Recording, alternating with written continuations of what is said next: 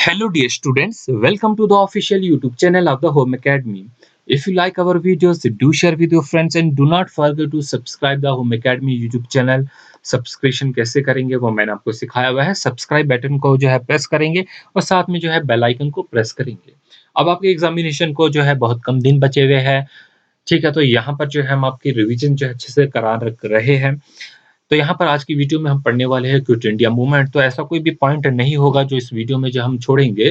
तो जो important points है वो हम इसमें कवर करेंगे। देखिए, एक फ्लो होता है लेक्चर का, कैसे पढ़ेंगे। क्विट इंडिया मूवमेंट पढ़नी है, सबसे पहले हम पढ़ेंगे causes that led to the quit India movement, कि वो कौन कौन सी वजह है जिनकी वजह से क्विट इंडिया मूवमेंट हुई। तो यहाँ पर दो काजेज, मेन काजेज होंगे जो कि आपके एग्जामिनेशन में पूछे जा सकते हैं।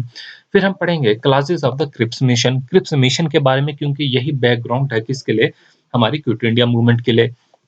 फिर reason for the failure of the Cripps mission, अब इस क्रिप्स मिशन के जो है फेलियर के रीजन क्या क्या थे ये पढ़ेंगे। फिर हमने इसमें पढ़ना है थोड़ा सा जापानीज थ्रेट के बारे में, क्या किस तरीके से जो है जापान की थ्रेट थी, क्योंकि उस टाइम वर्ल्ड वॉर हो रही थी। फिर हमने पढ़ना है launch of the quit India movement, कि क्विट इंडिया मूवमेंट किसने लॉन्च की, वो डेट क्या थी, वो प्लेस क्या थी, और क्या क्या उसमें से मल्टीपल चॉइस क्वेश्चन जो है वो पूछे जाएंगे, वहीं पर जो है वो डिस्कस करेंगे। और लास्ट हमारा रहेगा impact of the quit India movement. So अगर अभी तक आपने होम अकेडमी यूट्यूब चैनल को सब्सक्राइब नहीं किया है, चैनल को सब्सक्राइब कीजिए। हमारे Facebook page, Instagram page, Telegram से जुड़िए, जिनका लिंक जो है डिस्क्रिप्शन और इन द कमेंट सेक्शन में दिया जाएगा। तो स्टार्ट करते हैं क्विट इंडिया मूवमेंट। तो क्विट इंडिया मूवमेंट जो है कब से स्टार्ट होती है, 1942 में स्टार्ट की गई है। डायरेक्टली डेट याद रखेंगे, ठीक है। बट यहाँ पर सबसे पहले जो है आपको काजेज याद रखनी होंगे। क्विट इंडिया मूवमेंट के क्या क्या काजेज थे, ठीक है। Causes that led to the quit India movement, तो उसमें दो काजेज थे। पहला काजेज जो था failure of the Cripps mission, Cripps मिशन क्या होता है आगे पढ़ेंगे। Failure of the Cripps mission. और सेकंड काज था जापानीज थ्रेट, ठीक है। उसका वर्ल्ड वार हो रही थी, जापानीज जो थे वो बर्मा तक पहुंच गए थे और वो असम की तरफ जो है वो आ रहे थे। ये दूसरा जो है वो काज था। वो क्यों आ रहे थे, क्योंकि यहाँ पर ब्रिटिश थे और उनका टारगेट जो था वो ब्रिटिश ही था। तो क्विट इंडिया मूवमेंट जो थी 1942 में थी। अगर आपके पास मल्टीपल चॉइस क्वेश्चन में कहीं पूछा जाएगा what were the causes that led to the quit India movement, तो आपका सही ऑप्शन जो होगा failure of the Cripps mission या जापानीज थ्रेट। इन दो ऑप्शन में से जो दिया गया होगा वही आपका जो होगा वो सही आंसर होगा। चलिए स्टार्ट करते हैं क्रिप्स मिशन का इंट्रोडक्शन। तो क्रिप्स मिशन का जो है वो क्या है, इंट्रोडक्शन है, यहाँ पर देखेंगे। तो सबसे पहला जो था, जापानीज आर्मी जो थी वो रैपिडली जो है यहाँ पर अप्रोच कर रही थी, इंडिया की तरफ जो है वो बढ़ती जा रही थी। So it becomes necessary for the British to break the political deadlock in India. अब जो पॉलिटिकल डेडलॉक था इंडिया में, जो यहाँ के लोग थे वो ब्रिटिश राज के काफ़ी खिलाफ थे, जिसकी वजह से प्रोटेस्ट कर रहे थे और बाकी चीज़ें जो भी हमने देखी थी अभी तक अपनी पुरानी हिस्ट्री की वीडियोज़ में, कि कैसे 1900 1857 से जो है रिवोल्ट स्टार्ट होता है। उसके बाद प्री गांधीयन एरा हमने पढ़ा हुआ है हिस्ट्री की वीडियोज़ में, हमने पोस्ट गांधीयन एरिया पढ़ा हुआ है जो कि आपका फ्रीडम स्ट्रगल का पार्ट रहता है सारा। तो हमने ये देखा था कि यहाँ पर पॉलिटिकल डेडलॉक था। तो यहाँ पर इस वजह से जो है काफ़ी लोग जो है नाराज़ थे, और ब्रिटिश जब जापानीज़ आर्मी जो है इंडिया की तरफ अप्रोच कर रही थी, तो ये बहुत ज़रूरी हो गया था ब्रिटिश के लिए, क्या वो जो पॉलिटिकल डेडलॉक उन्होंने इंडिया में रखा था मेंटेन करके अपने वाइसराय से जो है यहाँ पर हुकूमत करवाते थे, उसको जो है वो कुछ ब्रेक कर दे यहाँ पर, ठीक है। तो अब क्या होता है आगे देखेंगे। तो क्या होता है, ऑन मार्च 11 1942 जो ब्रिटिश प्राइम मिनिस्टर थे, जिनका नाम विलियम चर्चिल था, ठीक है। तो ये याद रखेंगे, विलियम चर्चिल जो थे, इन्होंने अनाउंस किया sir Stafford Cripps would go to India and consult all the parties. तो इन्होंने क्या कहा, इन्होंने ये अनाउंस किया, कब किया, 11 मार्च 1942 में ये अनाउंस किया कि सर स्टैफोर्ड क्रिप्स जो है वो इंडिया जाए और हर पार्टी से मिले। उस टाइम कौन कौन पार्टीज थी, जैसे कि इंडियन नेशनल कांग्रेस थी, मुस्लिम लीग थी, हिंदू महासभा थी, और जो जो जो डिफरेंट डिफरेंट पार्टीज थी, कम्युनिस्ट पार्टीज थी। तो इनसे आके जो है वो मिले। तो कौन कहते हैं, प्राइम मिनिस्टर, जो ब्रिटिश के प्राइम मिनिस्टर थे चर्चिल, ये कहते हैं सर स्टैफोर्ड क्रिप्स को कि तुम इंडिया जाओ और हर पार्टी से मिलो। तो क्रिप्स जो है अपना प्रपोजल लेके जो है वो इंडिया आ जाते हैं, और यहाँ पर जो है क्या कहते हैं, क्या क्या रिफॉर्म्स लाने की कोशिश करते हैं। वो रिफॉर्म जो थे वो कॉन्स्टिट्यूशनल रिफॉर्म थे। So the Cripps mission propose the following constitutional reform, और वो कौन कौन से रिफॉर्म है जो कि आगे हम अगली स्लाइड में हम देखेंगे। देख लीजिए क्या क्या रिफॉर्म थे। सबसे इन्होंने पहले कहा कि India would be given the dominant status. तो बोला गया कि वर्ल्ड वॉर के बाद जो है इंडिया को जो है वो डोमिनेंट स्टेटस जो है वो दे दिया जाएगा। क्या दे दिया जाएगा? Dominant status. सेकंड, इन्होंने बात की एक कॉन्स्टिट्यूएंट असेंबली जो है वो सेटअप करेंगे, जो कि ड्राफ्ट करेगी नया आइन हिंदुस्तान के लिए। क्या कहा गया? एक कॉन्स्टिट्यूएंट असेंबली जो है वो सेटअप की जाएगी, जो कि ड्राफ्ट करेगी एक न्यू कॉन्स्टिट्यूशन।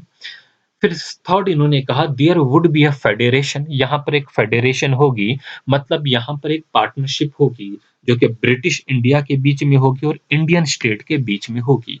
तो ये इन्होंने कहा कि हम बिल्कुल भी आपको फ्री नहीं करेंगे, बट एक किस्म की जो है आपको जो है वो आज़ादी दे देंगे, बट किस किस्म की होगी, फिर भी आपको हमारे पार्टनरशिप में रहना पड़ेगा। तो यहाँ पर याद रखेंगे there would be a federation, partnership होगी यानी कि of British India and Indian state, and the province that would not ready to accept the constitution would be allowed to form a separate dominant status। अब यहाँ पर इतनी ज्यादा provinces थे, ठीक है, तो अब इन्होंने ये भी कहा साथ में कि वो प्रोविंसेस जो इंडियन स्टेट जो हम आइन बना रहे हैं, अगर वो इसमें ज्वाइन नहीं करना चाहते तो एज अ सेपरेट जो है स्टेट रह सकते हैं, उन्हें डोमिनेंट स्टेटस लाइक इंडिया जो है वो दिया जाएगा। ठीक है। फिर हमने यहाँ पर देखेंगे fourth point, provinces would be free to join Indian union. हर कोई प्रोविंस है, उनकी अपनी मर्जी है, चाहे वो इंडियन यूनियन ज्वाइन करे, क्योंकि इंडिया क्या था? यूनियन ऑफ द स्टेट्स थी, बहुत सी स्टेट मिलकर जो है वो यूनियन बनाई है। If not they would be form their own constitution. अगर वो नहीं रहना चाहते हैं इनके साथ, तो वो अपना अलग आइन जो है वो बना सकते हैं और उन्हें भी जो है डोमिनेंट स्टेटस जो है वो दिया जाएगा, जैसे कि इंडिया को हम डोमिनेंट स्टेटस जो है वो दे रहे हैं। देखिए, क्विट इंडिया मूवमेंट को पढ़ने से पहले ये क्रिप्स मिशन के क्लास पढ़ने जरूरी है। अब यहाँ पर क्या होता है आगे, क्या होता है? An undertaking would be sign between his majesty government, यानी कि ब्रिटिश गवर्नमेंट और जो कॉन्स्टिट्यूएंट असेंबली, उनके बीच में एक मेमोरेंडम ऑफ अंडरस्टैंडिंग साइन किया जाएगा, जो कि सारे मैटर जो है रिस्पॉन्सिबिलिटी ऑफ पावर्स को देखेंगे कि कौन सी पावर जो है किससे ट्रांसफर की जाएगी। ठीक है, तो ये जो था उनका प्रपोजल था क्रिप्स मिशन का। फिर नेक्स्ट हमारे पास दिया गया था कि प्रोविजंस, ये वाला एक प्रोविजन था, provision would be made for the protection of the racial and religious minorities. Sorry. Provision would be made for the protection of racial and religious minority. तो ये भी कहा गया, एक प्रोविजन ऐसा भी रखा जाएगा उस आइन में कि जो रिलीजियस माइनॉरिटीज है या रेशियल माइनॉरिटीज है, उनकी जो है प्रोटेक्शन भी की जाएगी।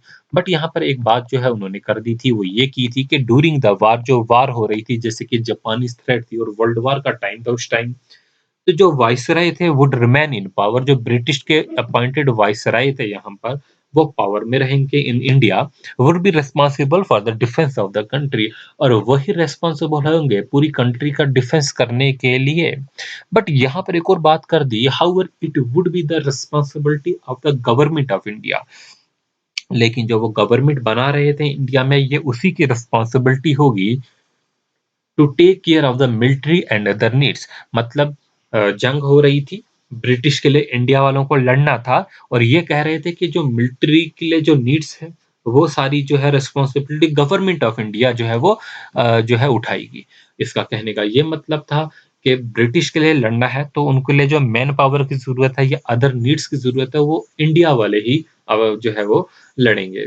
ठीक है, तो ये जो है किसी भी पार्टी को यहाँ पर जो है था वो मंजूर नहीं हुआ, चाहे वो कोई भी पार्टी थी। तो पहले हम सम अप कर लेते, फिर आगे देखेंगे। पहला जो है पॉइंट क्या था कि क्रिप्स मिशन जो था, इसके 4 क्लास थे, आपको याद रखने होंगे। वो 4 क्लास कौन-कौन से थे? पहला कि इंडिया को जो है डोमिनेंट स्टेटस दिया जाएगा। दूसरा था कि यहाँ पर कॉन्स्टिट्यूएंट असेंबली जो बनाई जाएगी, जो कि यहाँ का आइन बनाएगी। तीसरा जो था कि जो भी प्रोविजन है वो उनको वो फ्री है, कोई भी चीज़ वो जॉइन कर सकते हैं, चाहे वो इंडियन यूनियन को जॉइन कीजिए या वो जो है अपना डोमिनेंट स्टेटस जो है वो मेंटेन करेंगे, अलग से जो है अपना आइन बनाएँगे।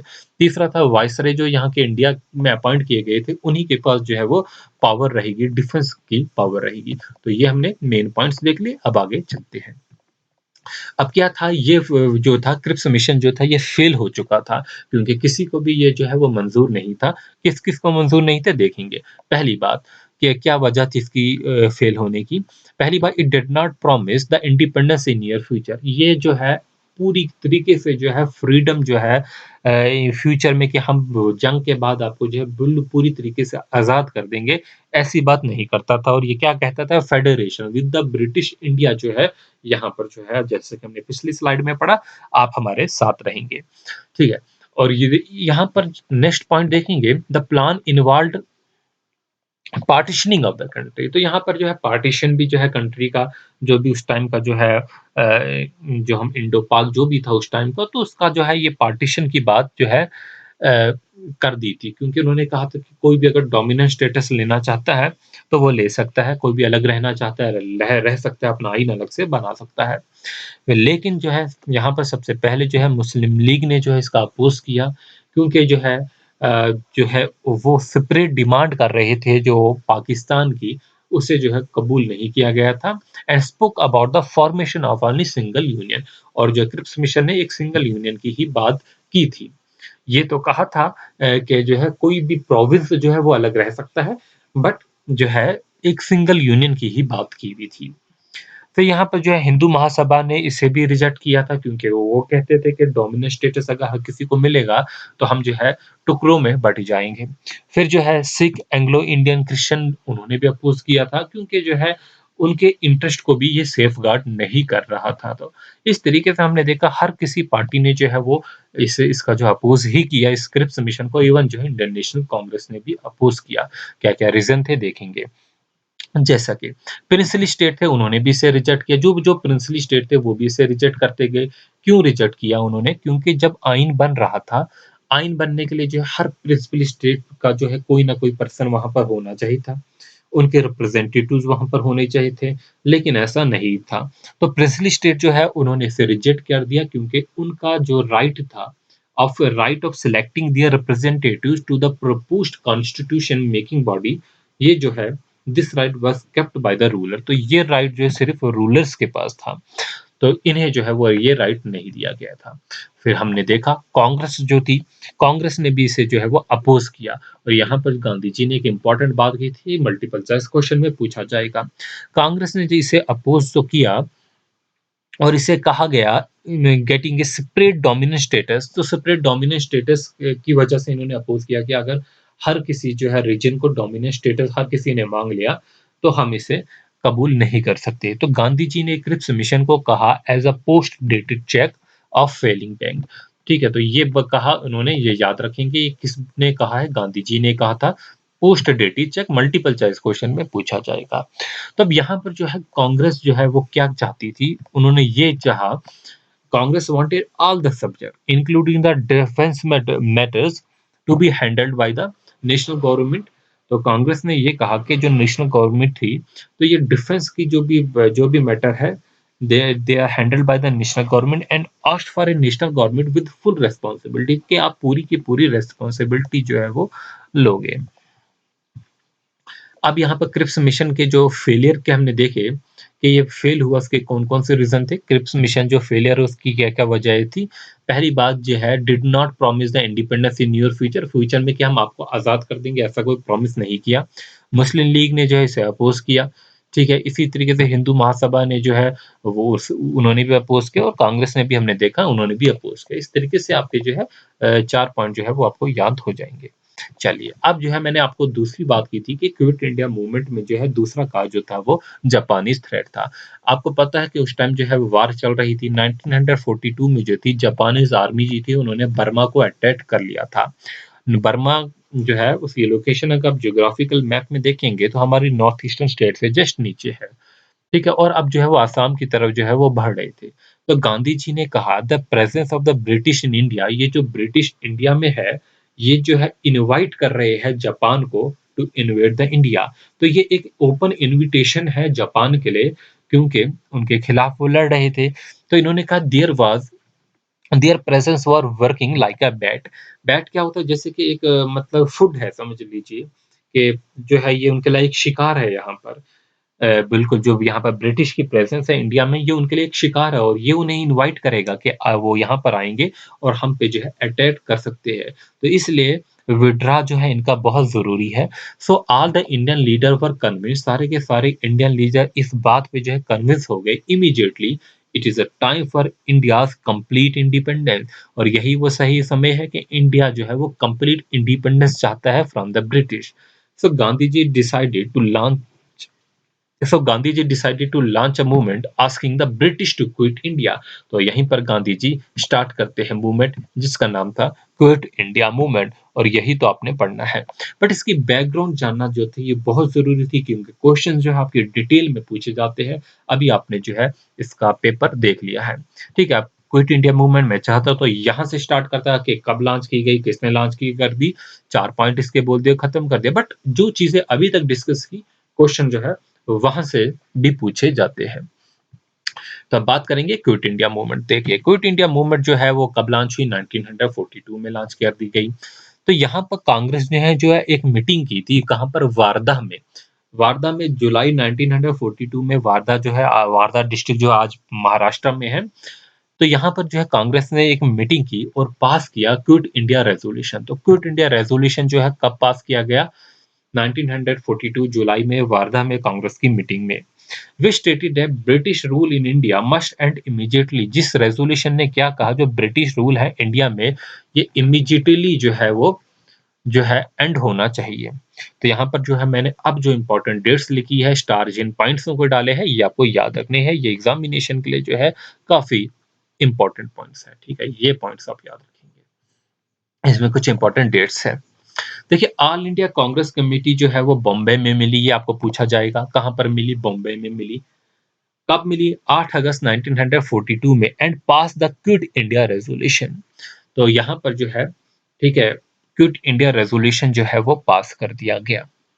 देखिए पहले कांग्रेस जो है वो मीटिंग उनकी होती है वारदा में जुलाई 1942 में, ठीक है, जहां पर वो क्विट इंडिया रेजोल्यूशन जो है स्टेट करते हैं। यहाँ पर पास नहीं किया था, जो स्टेटेड था कि ब्रिटिश रूल जो है इंडिया में वो इमीडिएटली एंड होना चाहिए। तो यहाँ पर आपने जो है कंफ्यूज नहीं होना है। और फाइनली जो है अगस्त, नेक्स्ट मंथ 8 अगस्त को जो है क्विट इंडिया मूवमेंट, ये जो हमारा जो था क्विट इंडिया रेजोल्यूशन, इसे पास कर दिया गया है। पहले स्टेटेड था कि ये ऐसे हम चलेंगे, और अब 8 अगस्त 1942 को बम्बई में जो कांग्रेस की जो है वो मीटिंग हुई थी, वहां पर इसे पास कर दिया गया था। So before the movement was launch early in the morning of August 9, British arrested Gandhi ji. अब जो है 9 अगस्त को क्या होता है कि अभी क्विट इंडिया रेजोल्यूशन पास कर दिया गया था, नेक्स्ट ही डे जो है ब्रिटिश ने जो है अरेस्ट कर दिया important leaders of Indian national Congress के सारे लीडर्स को अरेस्ट कर दिया गया, जिनमें मौलाना आजाद थे, गांधी जी थे। और यहाँ पर जो है कांग्रेस को उन्होंने बैन भी कर दिया गया, और कांग्रेस को जो है वो डिक्लेयर किया गया कि ये इलीगल है, ठीक है। कांग्रेस पे बैन भी लगा दिया गया, ये जो पॉलिटिकल पार्टी है ये इलीगल पॉलिटिकल पार्टी है, कांग्रेस को डिक्लेयर कर दिया गया, ये याद रखेंगे। अब जैसे ही जो है अरेस्ट होने लगे लीडर सारे, तो अब कोई भी जो है, सारे इंपॉर्टेंट लीडर थे वो जेलों में भर दिए गए थे। तब यहाँ पर देखेंगे it was followed by severe reaction from Indian. तो इस पे जो है इंडियंस का काफी जो है वो रिएक्शन हुआ, and more severe repression measure from the British, और ब्रिटिश ने और दबाने की लोगों को कोशिश की। तो अब जानते हैं जितना दबाएंगे उतने ज्यादा जो है लोग जो है अपने हक के लिए लड़ेंगे। तो जब भी कोई अरेस्ट होता है लीडर या कुछ, तो समझ लीजिए वो जो है उतनी मूवमेंट जो है सक्सेसफुल होने जा रही होती है फ्यूचर में।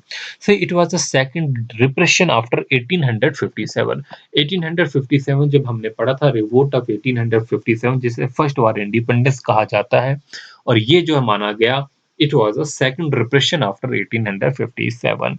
तो सबसे बड़ी लड़ाई जो थी 1857 के बाद, इस लड़ाई को माना गया था। तो Gandhi ji was kept at Aga Khan palace. तो ये भी पूछा जा सकता है कि जब गांधी जी को अरेस्ट किया उन्हें कहां पर रखा गया, आगा खान पैलेस में रखा गया पुणे में, और दूसरे जो लीडर्स हैं उन्हें अहमदनगर में रखा गया।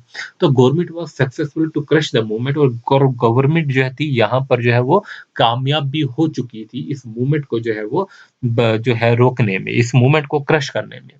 So many other leaders started an underground movement in 1944।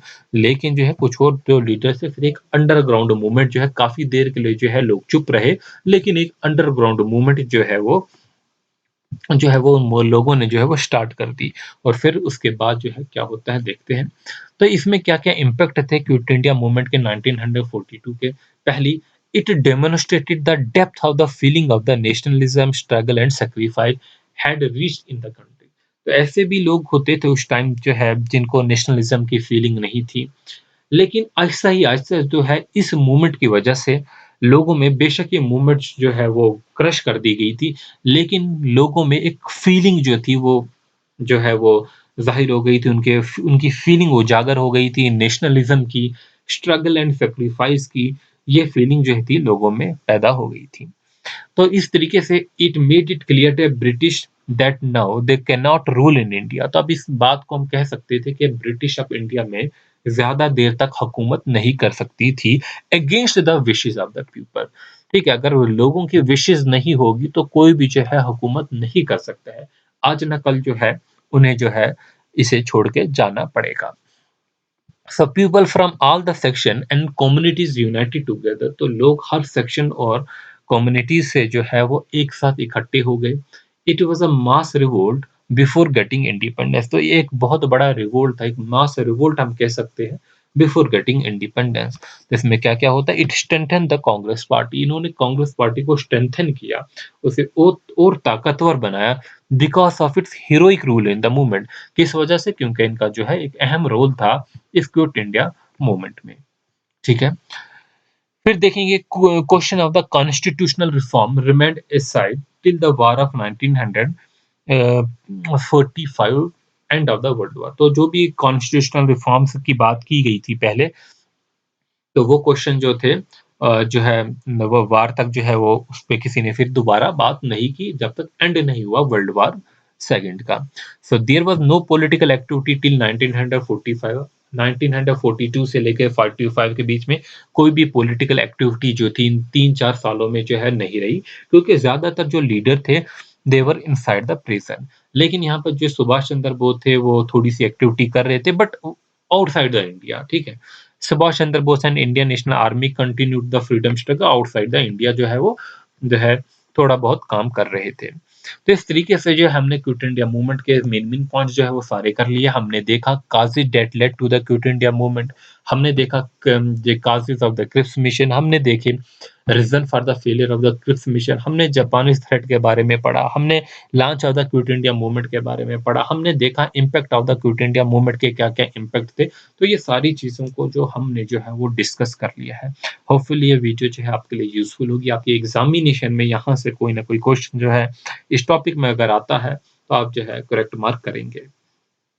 अगर अभी तक आपने होम अकेडमी यूट्यूब चैनल को सब्सक्राइब नहीं किया है, चैनल को सब्सक्राइब कीजिए ताकि जो आपको हमारी वीडियोज़ की नोटिफ़िकेशन मिल जाए। साथ में हमारे फेसबुक पेज, इंस्टाग्राम पेज करना ना भूलें। Thanks for watching.